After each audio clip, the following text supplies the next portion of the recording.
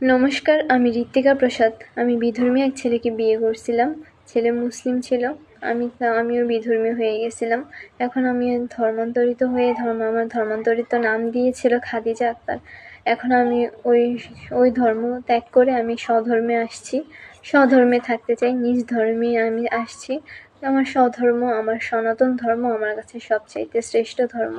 কোনো ছেলের জন্য আমি আমার ধর্ম ত্যাগ করব না, আর করতে চাই না। যেই ভুল আমি করছিলাম, ওই ভুল আমি বুঝতে পারছি। এখন আমি স্ব-ইচ্ছায়, কোনো কারোর প্ররোচনায় না, স্ব-ইচ্ছায় আমি আমার ধর্মে ফিরে আসছি। আমি নিজ জিম্মায় কোর্টের মারফতে গিয়েছিলাম ওই ছেলের সাথে। এখন নিজ জিম্মায় আমি আছি। আমার বাবা মার সাথে আমার কোনো যোগাযোগ নেই। তারা নানা ধরনের মামলা দিতেছে, অনেক হাঙ্গামা করতেছে আমার বাবা মার সাথে। আমার বাবা মাকে অনেক হয়রানি করতেছে, অনেক হয়রানির শিকার করতেছে।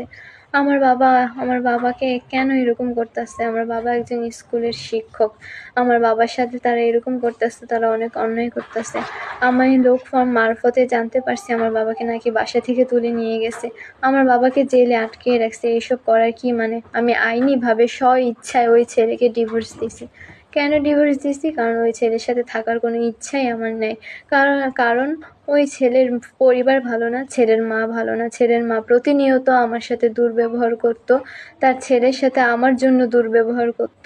তার ছেলেকে অনেকভাবে অনেক কথা, আমাকে ইঙ্গিত দিয়ে অনেক ধরনের অনেক কথা বলতো, অশ্লীল ভাষা ব্যবহার করত। যখন কোর্ট থেকে আমাকে নিয়ে গেছে, সবাই ওনাকে বলছিল যে এই মেয়েকে কোনো কষ্ট দিন না।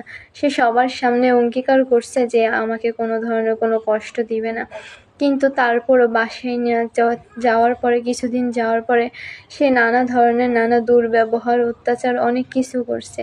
তারা আমার বাবা মার নামে অপহরণের মামলা দিছে। কোনো ধরনের কোনো অপহরণ না, আমি নিজ ইচ্ছায় নিজ জিম্মায় আমি চলে আসছি। আমি আমার বাবা মার সাথে এই পর্যন্ত কোনো যোগাযোগ রাখিনি।